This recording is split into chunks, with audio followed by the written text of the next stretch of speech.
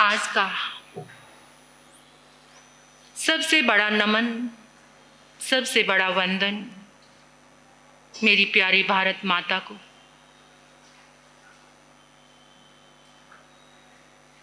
उन वीरों को जिनके बलिदान से ये भारत आजाद हुआ।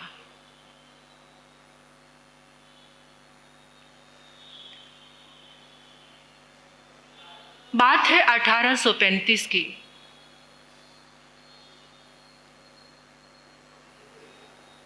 एक व्यक्ति, लॉर्ड मैकेले उसका नाम है, उसने ब्रिटिश संसद में एक विचार रखा और उसने कहा 2 फरवरी 1835 की बात है कि मैंने भारत की चतुर्दिक यात्रा की। एक एक चीज को गौर से देखा, चारों दिशाओं में भारत में मैं घूमा। मैंने एक अद्भुत गौरव देखा, एक अद्भुत संस्कृति देखी, एक अद्भुत संस्कार देखे। भारत में कहीं भी मैंने एक भी व्यक्ति चोर और भिखारी नहीं देखा। कब? 1835 की बात है। ना कोई चोर था, ना एक भी भिखारी था। मुझे ये देश बहुत पसंद आया और मैं आपके सामने प्रस्ताव रख रहा हूं कि अगर उस पर राज्य करना है तो पहले वहां के मेरुदंड को तोड़ना पड़ेगा, वहां की शिक्षण पद्धति को बदलना पड़ेगा, वहां के संस्कारों को बदलना पड़ेगा। तभी हम आंगल, ये ब्रिटिश तभी उनके ऊपर सिंहासन कर सकती है। हमारी शिक्षा पद्धति को देखकर वो लोग पागल हो जाएं कि ये जो लेकर आए हैं ये बहुत सही है। हमारा खान पीन, जब वो उसको अपना लेंगे और वो भ्रमित हो जाएंगे तो वहां का मेरुदंड टूट सकता है। और सचमुच ऐसा था ये अद्भुत भारत। अपनी शिक्षा पद्धति लेकर, अपनी चाय लेकर, चाय कब से आई? चाय और चीनी लेकर यहां पर उन्होंने पदार्पण किया। भारत के लोग गुड़ खाते थे जिससे पूरा स्वास्थ्य बना रहता था।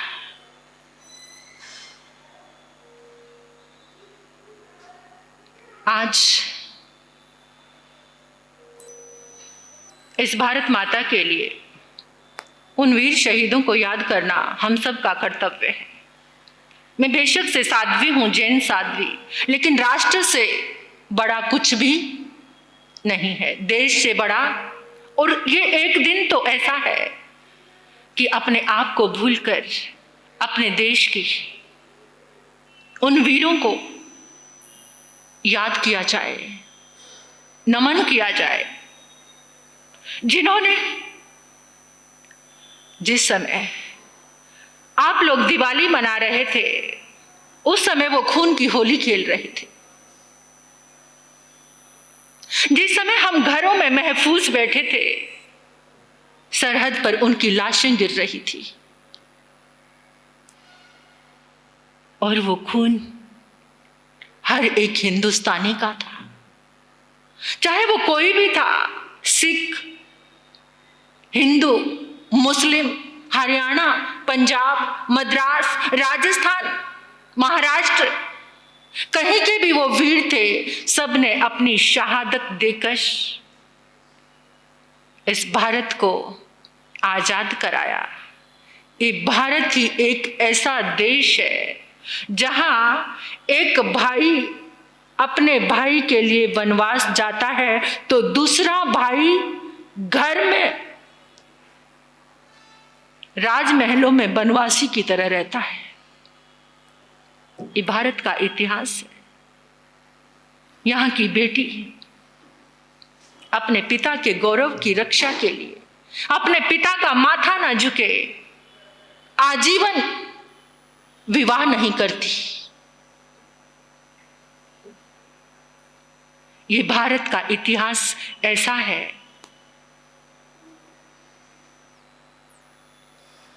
एक दासी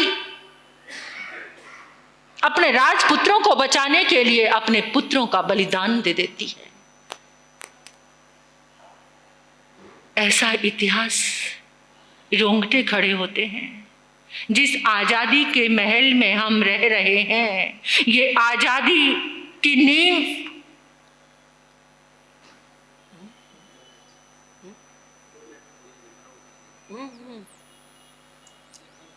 व्याख्यान के बाद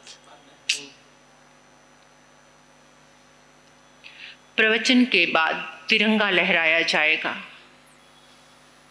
देश के लिए सम्मान, तिरंगे के लिए सम्मान हम सबके मन में होना चाहिए। ये भारत का अद्भुत इतिहास, जिसमें बोल रही थी आपको, जिस आजादी के महल में हम आराम से बैठे हैं, उस महल की नींव खून से सींची हुई है। ऐसे युवक जो अभी तरुण अवस्था में है, उनके लिए आजादी का एक जज्बा था। भारत शुरू से विदेशी लोगों के लिए आकर्षण का केंद्र रहा है। यहाँ का जलवायु, यहाँ की संस्कृति, यहाँ के संस्कार, यहाँ का गौरव। एक भारत ही ऐसा देश है जहाँ एक दिन में आपको 6 ऋतु के दर्शन हो सकते हैं। सिर्फ भारत। हमारे भी कुछ कर्तव्य हैं। हम क्या कर रहे हैं सोचना है, और क्या करना चाहिए। ये भारत के इतिहास, जिस नींव में एक छोटी बच्ची, जिस समय आपके बच्चे गुड़िया गुड्डों का खेल खेलते थे, उस समय वो बच्ची तलवार चलाती थी। और जिसने पहला स्वतंत्रता संग्राम छेड़ा था, कौन?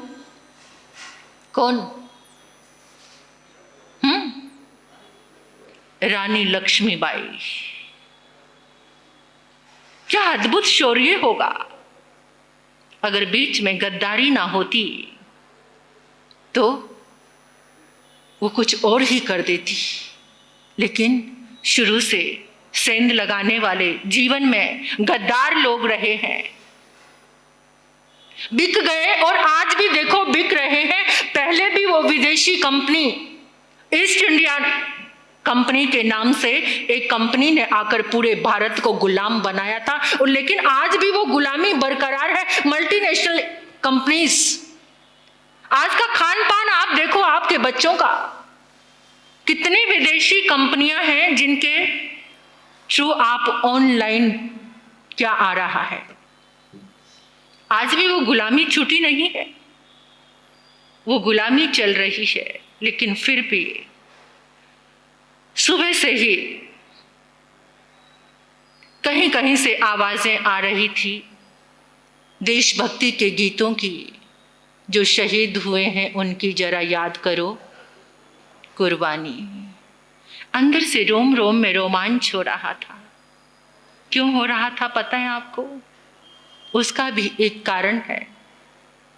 मैं एक फौजी की बेटी हूँ। मेरे परिवार से करीब 12 लोग सेना में भर्ती हुए, सूबेदार, मेजर, ऐसी पोस्ट पर अशोक चक्र जीतने वाले। तो अपने आप ही देश के लिए 71 का जो वार हुआ था, उसमें तो मेरे पिता पापा उस वार में शामिल हुए थे। तो अपने आप ही जो खून है वो देशभक्त का है, एक वीर सेनानी का है, सैनिक का है। तो इस देश से प्रेम एक नेचुरल बात है। अपने आप ही। और मुझे गौरव है कि 12-12 लोग इस परिवार से फौजी बने, देश के लिए लड़े, सरहद पर लड़े।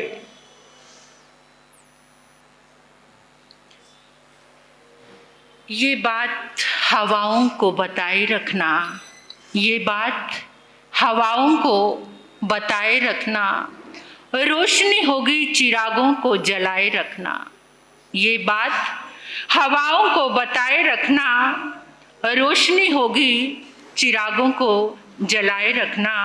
लहू देकर जिसकी हिफाजत की शहीदों ने, लहू देकर जिसकी हिफाजत की शहीदों ने, उस तिरंगे को सदा अपने दिल में बसाए रखना, उस तिरंगे को सदा अपने दिल में बसाए रखना। लहू को बहाया जिसने पानी के जैसे, लहू को बहाया जिसने पानी के जैसे, जवानी लुटा दी रवानी के जैसे, जवानी लुटा दी रवानी के जैसे। नमन है माँ भारती की, नमन है माँ भारती की संतान को, भुला ना सकेंगे उनके बलिदान को, भुला ना सकेंगे उनके बलिदान को।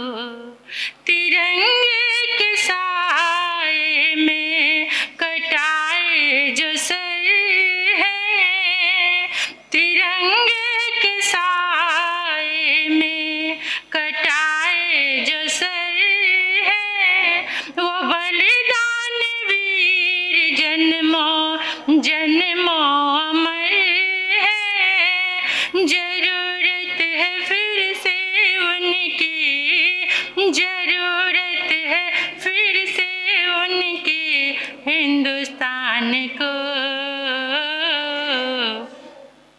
भुला ना सकेंगे उनके बलिदान को, भुला ना सकेंगे उनके बलिदान को। नमन है माँ भारती की, नमन है माँ भारती की संतान को, भुला ना सकेंगे उनके बलिदान को, भुला ना सकेंगे उनके बलिदान को।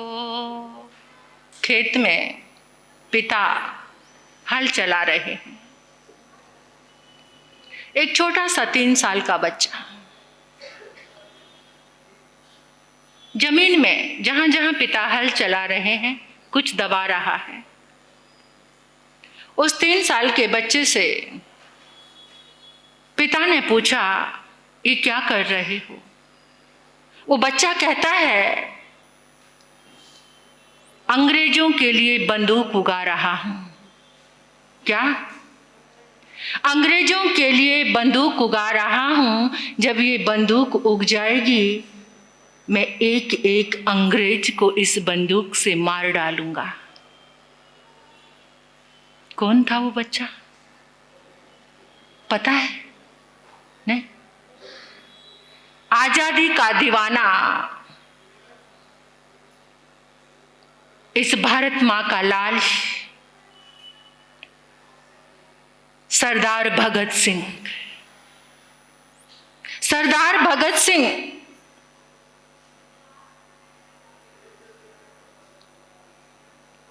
28 सितंबर 1907 को जन्म हुआ। जिस दिन जन्म हुआ उसी दिन चाचा और दादा जेल से रिहा हुए। दादी जयकौर ने कहा, ये मुंडा बड़ा पागा वाला है, ये लड़का, ये बच्चा बहुत भागा वाला है, इसलिए इसका नाम रखते हैं भगत सिंह। क्या नाम रखते हैं? भगत सिंह। भगत सिंह अपने चाचाओं से बहुत प्रभावित थे, क्योंकि चाचा अक्सर देश के लिए जेल जाते रहते थे। चाचाओं को देखते थे, उनकी देशभक्ति की बात, घर में एक ही माहौल रहता था, एक ही बात चलती थी, क्रांति की बातें, देशभक्ति की बातें। वो छोटा सा बच्चा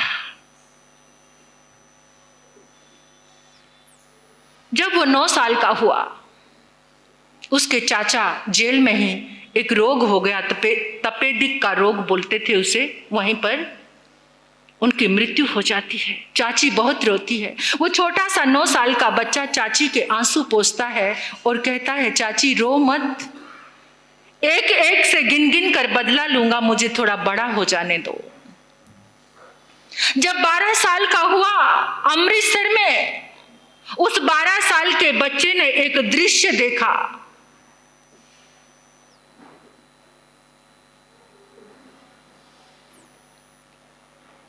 जलियांवाला बाग में किसने गोलियां चलाई थी? किसने? जनरल डायर ने। एक कुआं, वो हमने भी देखा, आज भी वहां गोलियों के निशान हैं। अगर आप कभी अमृतसर जलियांवाला बाग देखा हो, सारा कुआं लाशों से भर गया था। जितने लोग आए थे, कोई कार्यक्रम था आजादी का ही, क्रांति का ही, जनरल डायर ने आकर अटैक किया। वो 12 साल का बच्चा देख रहा है। भगत सिंह 2 दिन तक उसने कुछ नहीं खाया, 2 दिन तक। बार बार एक संकल्प करता जा रहा है, गिन गिन के बदले लूंगा, गिन गिन के बदले लूंगा।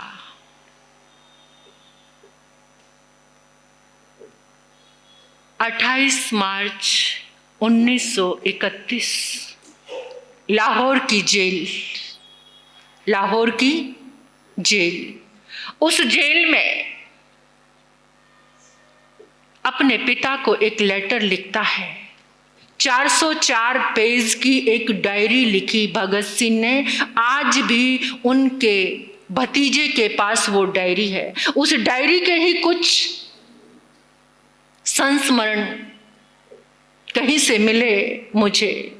जब भी कुछ देशभक्ति की ऐसी बात होती है, वीरों की बात आती है, शहादत की बात आती है, तो अपने आप ही मन में एक रोमांच सा होने लगता है। कितने अद्भुत थे जो हमें आजाद करा कर चले गए। आज तुम अपनी मर्जी से खा रहे हो, अपनी मर्जी से पी रहे हो, अपनी मर्जी से बाहर जा रहे हो। पता है, दिल्ली में जो कनॉट प्लेस है, वहां लिखा होता था, Indian dogs are not allowed. Indian कुत्तों को यहां एंट्री करने का। और जो ट्रेन चलती थी उसमें फर्स्ट क्लास के डिब्बे में कोई बैठ नहीं सकता था। एक बार महात्मा गांधी बैठे थे, फर्स्ट क्लास के डिब्बे में सफर कर रहे थे, सूटिड बूटी थे, विलायत से वकालत करके आए थे। एकदम टीटी आया अंग्रेज, उसने ठोकर मारकर बाहर गिरा दिया। इंडियन डॉग, फर्स्ट क्लास के डिब्बे में बैठते हो। उसी दिन से महात्मा गांधी ने प्रतिज्ञा की थी कि जब तक मैं पढ़ लिख कर आया, मैंने फर्स्ट क्लास का टिकट लिया, मेरे साथ ऐसी हालत है, मेरे भारतीयों की हालत क्या होती होगी। प्रतिज्ञा की थी, जब तक देश को आजाद नहीं कराऊंगा तब तक सूटिड बुटिड भी नहीं रहूंगा, और तब तक चैन से बैठूंगा भी नहीं। जगह जगह ये वार्ताएं चल पड़ी थी, जगह जगह क्रांति की बातें हो रही थी, जगह जगह क्रांतिकारी इकट्ठे हो गए थे। भगत सिंह ने उस जेल से मुझे बहुत प्रभावित करता है ये उनका संस्मरण, उनके जीवन की ये घटना। पिता को पत्र लिखा कि जीने की हसरत मेरी भी थी, मैं जीना चाहता था, लेकिन ऐसे नहीं, बंद होकर नहीं। आप किसी तरह का अफसोस मत करना, गर्व करना, क्योंकि मेरी जिंदगी आजादी का एक पर्याय बन चुकी है, क्रांति का एक सूत्र बन गई है। और आपने और बापू ने तो जिस दिन मेरा जन्म हुआ था उसी दिन मुझे देश के लिए दान कर दिया था, और मुझे गौरव है कि मैं आज देश के लिए दान हो रहा हूं। और भगत सिंह ने तत्कालीन गवर्नर को भी एक लेटर लिखा था कि मैं वीरों की शहादत चाहता हूं, मैं फांसी नहीं चाहता हूं, मुझे गोली से मार दिया जाए, ये शहादत मुझे मंजूर है। लेकिन गोरी सरकार पर एक भी असर नहीं हुआ। एक दिन पहले ही फांसी दे दी तीनों को, राजगुरु, सुखदेव और भगत सिंह को।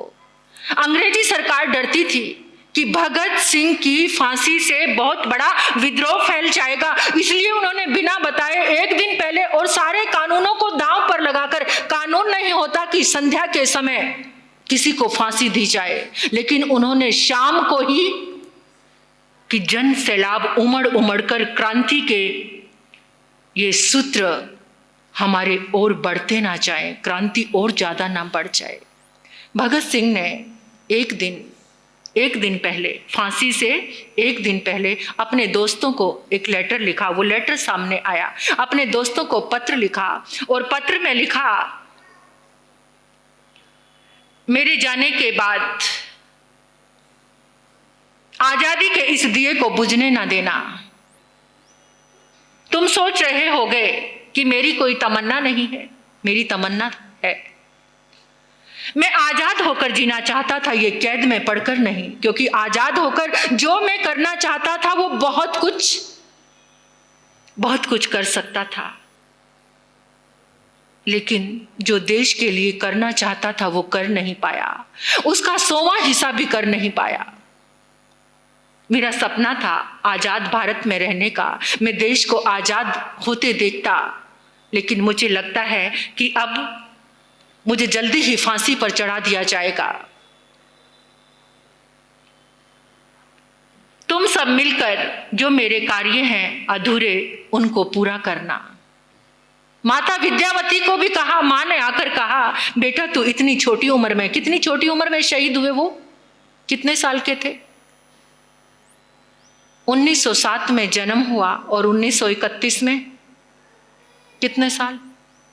23.5 साल की करीब उम्र रही होगी। 23.5 साल का युवक देश के लिए असेंबली हॉल में जाकर बम फोड़ देता है। वो चाहता तो भाग सकता था, लेकिन उसने कहा, मैं अंधी और ये बहरी अंग्रेजी सरकार को बताना चाहता हूं कि इस भारत मां की गोद में ऐसे ऐसे लाल हैं कि जो हंसते हंसते अपने देश पर कुर्बान होना चाहते हैं। मां ने कहा, तू इतनी छोटी उम्र में जा रहा है। भगत सिंह ने कहा, बेबे मैं छोटी उम्र में कहां जा रहा हूं, मैं देश में एक दिया जलाकर जा रहा हूं, जिस दिए में ना घी है ना तेल है, उसमें तेरे भगत का रक्त है, खून है। तेरे भक्त के खून से ये क्रांति का दिया जलता रहेगा।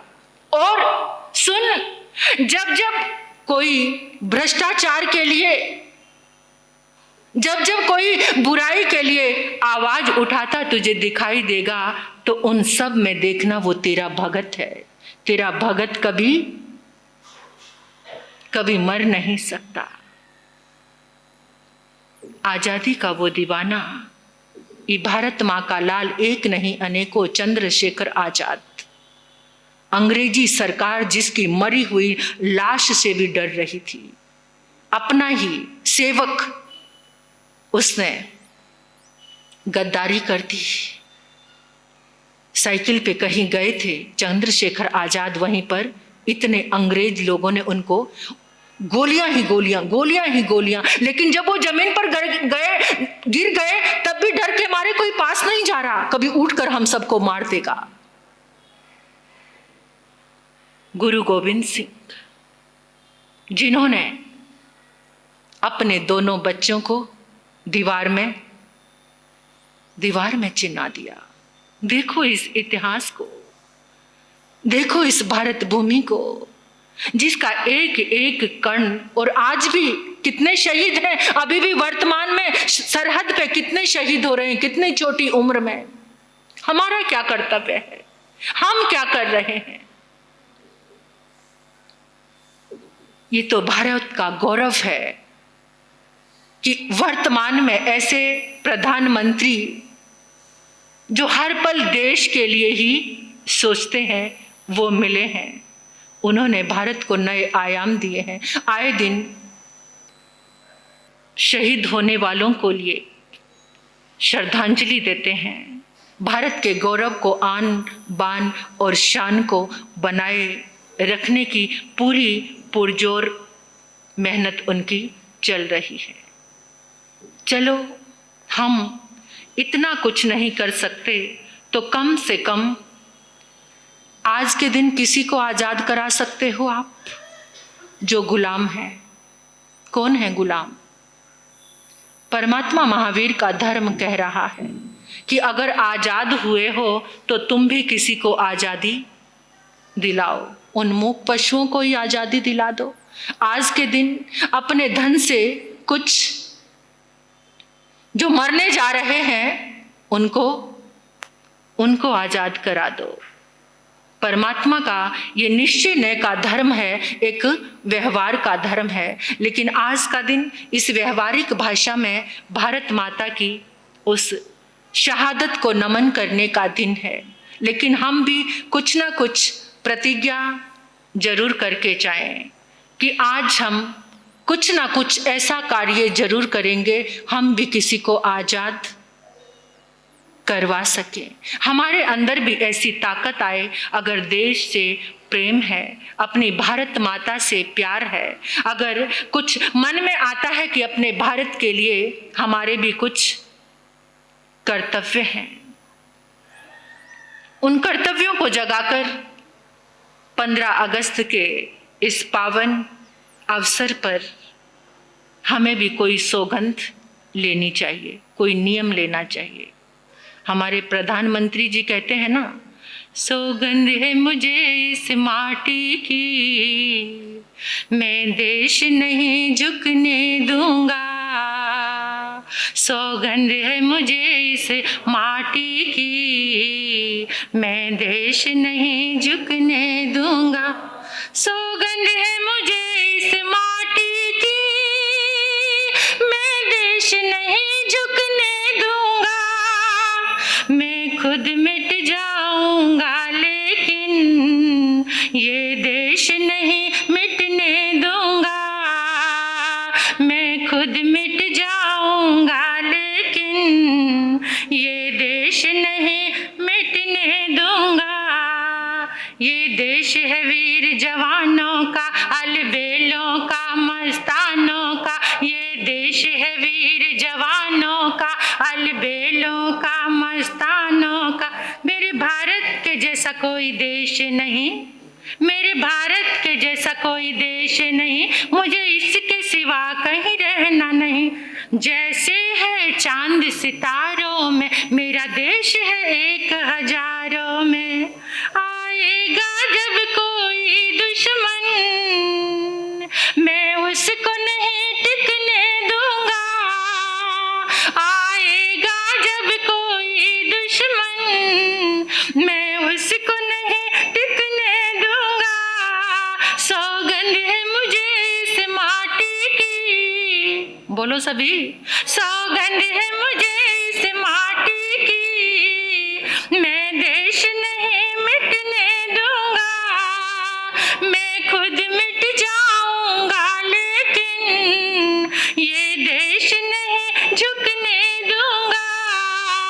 मैं खुद झुक जाऊंगा लेकिन ये देश नहीं झुकने दूंगा। अपनी प्यारी भारत माता के लिए हमारे दिल में भी प्रेम, आदर, सम्मान जितने हम गुलाम हो रहे हैं, अंग्रेज तो यहाँ से चले गए, लेकिन उनकी गुलामी में आज भी हम बंधे हुए हैं। वेस्टर्न कल्चर हमारे घर में कितना तांडव कर रहा है, हमारे बच्चों में, हमारे जीवन में, खाने में, पीने में। सारी वो बात शुरू हुई थी कि 1835 में लॉर्ड मकेले इस भारत में आया था और भारत के ऐश्वर्य को, इस भारत को सोने की चिड़िया कहते थे। क्या कहते थे? और सचमुच उसने एक नस पकड़ ली, शिक्षा पद्धति को चेंज कर दिया। आज सबके मन में क्या है? कौन से स्कूलों में अपने बच्चों को पढ़ाना चाहते हो?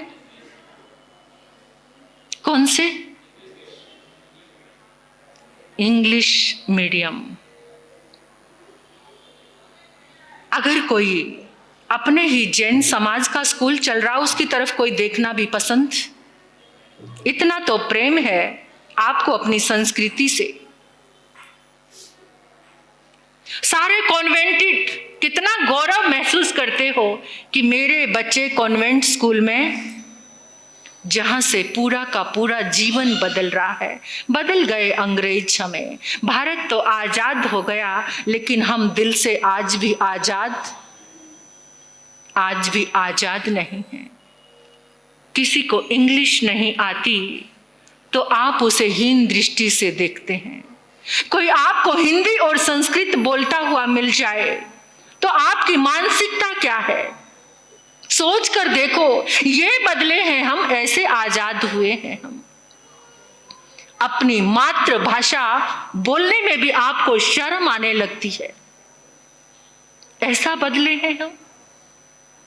अंग्रेज चले गए, अंग्रेजी छोड़ गए, अपने लिबास भी छोड़ गए, अपना खाना भी छोड़ गए, और आपके हाथ में थमा गए एक बहुत बड़ा रोग, चाय के रूप में, चीनी के रूप में। सबको ये रोग है, रोगी है ना सब।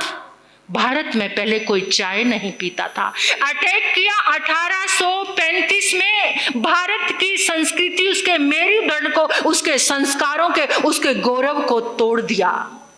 अपनी शिक्षा पद्धति लाकर और अपने ही संस्कार सजाकर। आज भी अगर एक व्यक्ति कोई भगत सिंह बन जाए ना, तो वो क्रांति को फैला सकता है, और उस क्रांति में बहुत सारे लोग शामिल हो सकते हैं। अपनी मातृभाषा से, अपनी भारत माता से अगर आपको प्रेम है, अगर आप चाहते हैं कि हम कुछ ऋण से मुक्त हो जाएं, तो एक संकल्प लो, एक अभियान छोड़ो, एक क्रांति चलाओ कि इस देश में जो गुलामी है अभी मन की, उस गुलामी को पहले तो अपने परिवार से खत्म करेंगे। कहां से शुरुआत करेंगे? अपने परिवार से। या जो गुलाम है उनको गुलामी से मुक्त कराएंगे, प्रचार करेंगे स्वदेशी अच्छी चीजों का, और उन शरारती तत्वों को मुंह तोड़ जवाब देंगे जो आज आपके सामने गंदगी परोस रहे हैं। क्या आप ये प्रतिज्ञा करना चाहते हैं? बड़े खुश होकर गंदगी अपने घर में ला रहे हो और खिला रहे हो, झूठा। क्या कुछ शरारती तत्व, सब एक जैसे नहीं कहती मैं, कुछ शरारती तत्व ऐसे हैं जो सदा से बांटने की, जिनकी तोड़ने फोड़ने और बांटने की बुद्धि चलती है, जिनकी खून बहाने की बुद्धि चलती है, जो लाल क्रांति में ही लगे रहते हैं। तोड़ो फोड़ो, मारो, उजाड़ो, लूटो, खसोटो और खून बहाओ। ऐसे शरारती तत्वों को अगर आप सबक सिखाना चाहते हो तो प्रतिज्ञा करो। आपके जो सधर्मी बंधु हैं, जहां आपको अच्छी चीज मिल रही है, इतना भी आप पचखान करना नहीं चाहते कि जिस होटल में नॉन वेज है और वेज है, कम से कम आप उसी की प्रतिज्ञा कर लो। आप इतने गुलाम हो चुके हैं इस जबान के, अपनी इच्छाओं के, कि आप इतनी सी प्रतिज्ञा नहीं करते कि जहां वेज और नॉन वेज है तो कम से कम वेज होटल में ही आपको खाना है। क्या दे रहे हो उस भारत माता को? क्या दे रहे हो खुद के संस्कारों को? क्या आपने सीखा है अपने गुरुओं से? इतना अपने माता पिता के संस्कारों की धज्जियां उड़ा रहे हो। कम से कम इतनी प्रतिज्ञा तो कर लो। आज इस भारत माता को नमन करके एक प्रतिज्ञा करके जाओ, जहां जीवन सुरक्षित हो। कम से कम वो काम तो हमेशा करना ही चाहिए। आजादी के इस पावन दिवस पर मैं वंदे मातरम कहकर उन समस्त शहीदों को नमन करती हूं, जिन्होंने भारत माता के लिए अपनी इच्छाओं की कोई परवाह नहीं की। जो भी रास्ते में आया सब कुछ हटाते चले गए, चाहे बहन थी, माँ थी, भाई थे, पिता थे, किसी की भी परवाह किए बिना सिर्फ प्यार किया तो भारत माता से किया। ऐसे वीर शहीद, आप जैसी माताओं की कुक्षी से ही उन्होंने जन्म लिया था। कैसी माताओं के संस्कार थे। अपने सामने अपने नन्हे मुन्ने बच्चों को दीवार में चिंते देखने वाला वो पिता कितना अद्भुत होगा, क्या जज्बा होगा उसका अपने धर्म और देश के लिए। अगर उनकी कुर्बानियां ना होती तो आज भी ये भारत गुलाम होता। तो इसलिए जिस आजादी में आप सांस ले रहे हैं, अपने मन भावन कुछ भी कर रहे हैं, उन वीर शहीदों को एक बार हाथ जोड़कर सभी नमन करेंगे, दिल से नमन करेंगे। वीर शहीदों को हम सबका नमन। वंदे मातरम, वंदे मातरम, वंदे मातरम।